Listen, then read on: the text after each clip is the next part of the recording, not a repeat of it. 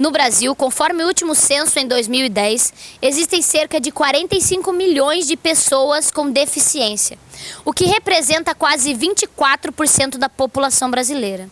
Ainda segundo os dados do IBGE, apenas 6% concluíram um curso superior. E mesmo que a maior parte da população com necessidades específicas esteja longe da universidade, há iniciativas que fazem a diferença, como acontece aqui nessa universidade na capital paranaense, que disponibiliza para os seus alunos e funcionários um centro de inclusão para auxiliar no processo. O centro de inclusão ele foi criado em 2009, então por foco existia uma grande quantidade de alunos surdos estudando na universidade. Quem fazia essa gestão do profissional que atende o surdo, que é intérprete de Libras, era o RH.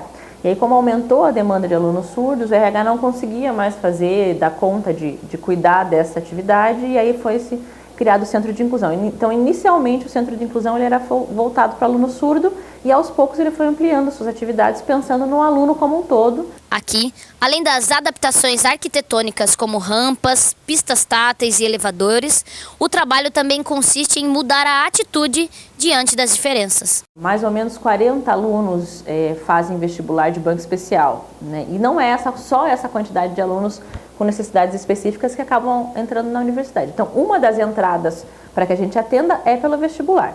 As outras entradas são família que vem conversar com o coordenador do curso, que o aluno tem alguma necessidade específica e o coordenador encaminha para nós. Aluno que vai conversar com o próprio professor em sala de aula. Olha, professor, eu tenho dislexia e tenho dificuldade na sua disciplina, que é muita leitura escrita.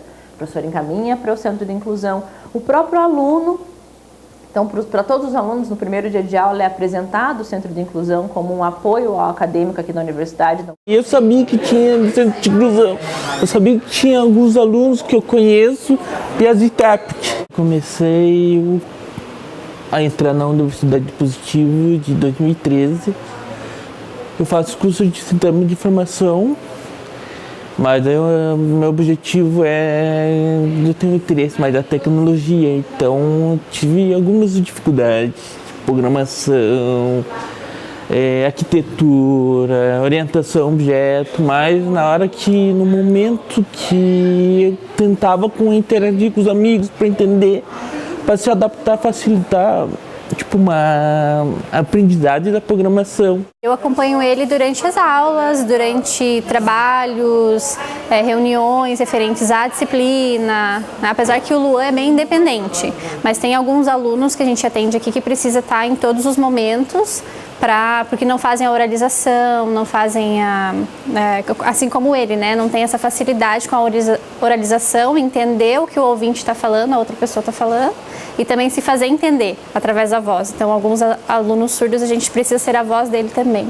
Assim como o Luan, o Lucas também é aluno e funcionário e conta com o Centro de Inclusão para ter sucesso na aprendizagem. Eu entro às 9 horas da manhã, saio às 4 da tarde, daí a partir das 4 da tarde, quando eu saio, eu bato o meu ponto, daí quando eu vou pro Azul, que eu tenho aula lá, a segunda, a quinta, eu estou aqui trabalhando, estudando, e eu estou estudando fotografia, já estou terminando o curso, e aqui o pessoal me abraçou.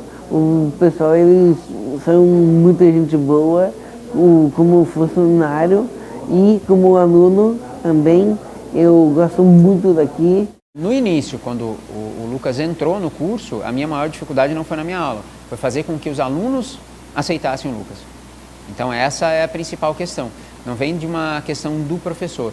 Muitas vezes vai do professor ter essa ideia, essa percepção de como um mentor fazer com que a sala aceite ele também. E o Lucas sempre teve, desde o começo, ele sempre teve ele foi um menino, uma pessoa que consegue se inserir bem com a turma e trabalhar bem com a turma. Para a produção do Lucas, eu precisei da ajuda do Centro de Inclusão. A primeira situação, quando apareceu o TCC dele, eu falei, eu preciso da ajuda do Centro de Inclusão para ver como que o Centro de Inclusão vai trabalhar isso.